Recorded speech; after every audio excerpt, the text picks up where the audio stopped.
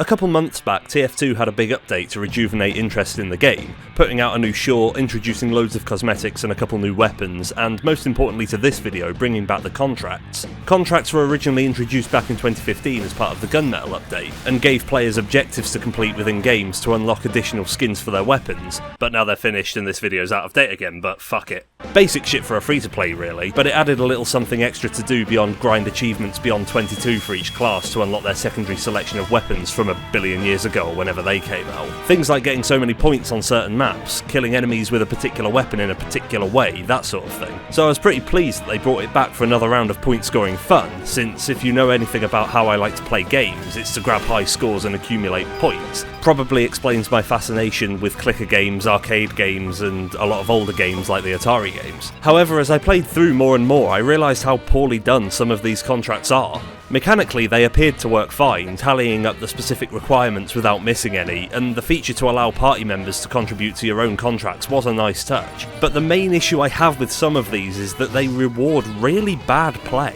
The first time I noticed this was when I got to the Gas Passer contract. Obviously I went straight for the Pyro ones first to get those sweet new weapons, but the Gas Passer had a strange requirement: ignite 30 enemies with the Gas Passer. The problem here is that it requires ignites, not douses. Dousing an enemy is simple enough: wait 30 seconds or deal a bunch of fire damage, essentially copying an Overwatch Ultimate. Seriously TF2, what the hell are you doing? Toss it towards an enemy team and watch them all drip in delicious nutritious petrol.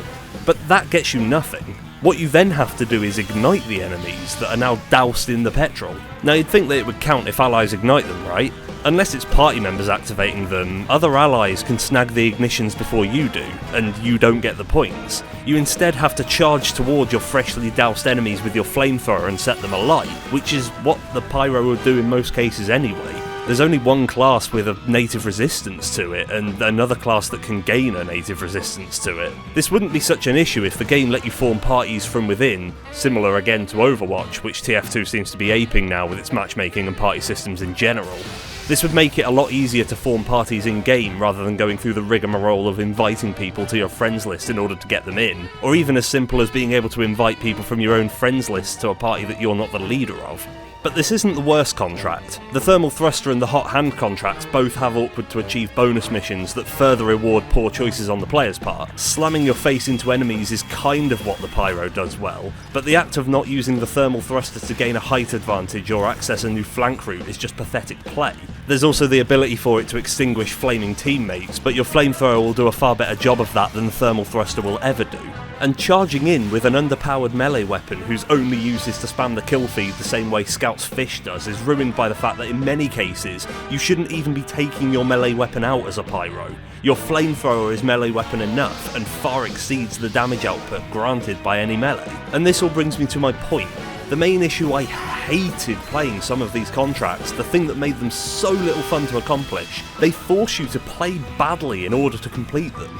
I'd argue that you don't have to do the bonus achievements at all, but the Hot Hand pretty much requires you to have perfected all previous missions if you also took Consolation Prize like every heavy main did. And Mercenary World requires you to accumulate 30 damn stars in order to get it. Given other contracts cost at least 1 star to activate, that requires at least 15 odd contracts fully beaten to unlock. I mean, at least this one gives you a pretty decent limited availability weapon skin that looks kind of alright, but the entry requirement's just astounding. But to be fair, both of the Mercenary Park ones are actually quite alright. The worst contract missions of all are the defense related ones. Not the defense classes ones, although some of them do count in this. These require you to kill enemies capturing the objective. Seems innocent enough, but there are some glaring issues with this that cause players to play badly in order to achieve them. And I mean really fucking badly. Firstly, and most importantly, when you're playing on defense, you shouldn't even be letting your opponents touch the point at all. You're doing your job as a defender if the enemies can't even reach their objective, yet the scores don't update to reflect that. You have to actively let enemies through your defences to where they can start claiming a point, payload or intelligence, and then kill them. Oh, and make sure it's you or your party getting those kills, or you won't be getting those contract points either. Secondly, objectives in TF2 give zero leeway to what counts as a defence. If the player is just slightly off the cart, or has just hopped off the control point, it's just counted as a normal kill, not a defence. This is a huge issue, because aside from sticky trapping every point and sending enemy gibs sky high, or striking down a barrage of crockets with assistance from a crits medic, there's very little that can kill enemies quick enough to get them while they're pushing. Most enemies, when attacked while they're pushing a payload at least, and even in some cases on a control point, will split apart from the objective to minimise the splash damage and zone in on those attacking them, clearing the path for them so that they can cap in peace. Thirdly, and less importantly, but still pretty annoying, is that teammates can actively steal your achievements. If you're playing the game solo, hopping into random games to complete your objectives, you're going to have such a hard time fighting through your own damn horde to get the kills that you need.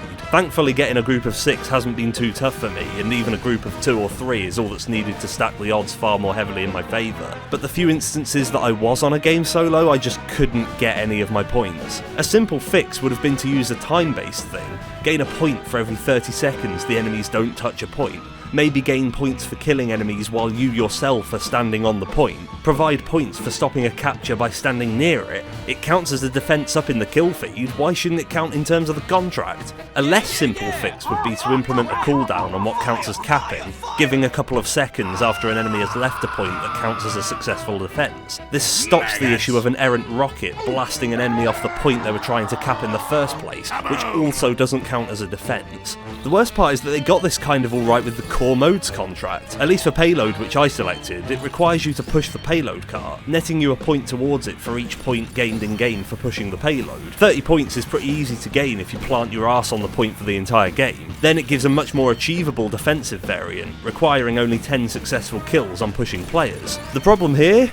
Every damn map-specific contract requires way more defences than pushes. For capture points and King of the Hill, it's a mere 3 offensive captures against 12 defensive kills. For capture the flag, it's 2 caps and 6 defences. In the case of payload, it's a goddamn 15 offensive pushes and 20 motherfucking defensive kills.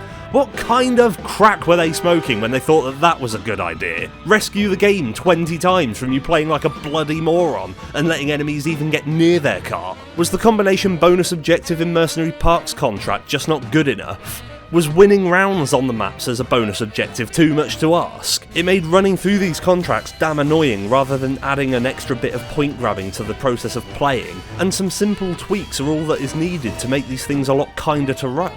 But oh well. Thanks to some assistance from friends, I managed to get that shiny gold. It's beautiful. Matches my sniper rifle. Though the sniper contract is kinda bugged. Activated on 7 out of 8 for some reason. Now that I've beaten them, I kinda wish I didn't fucking bother.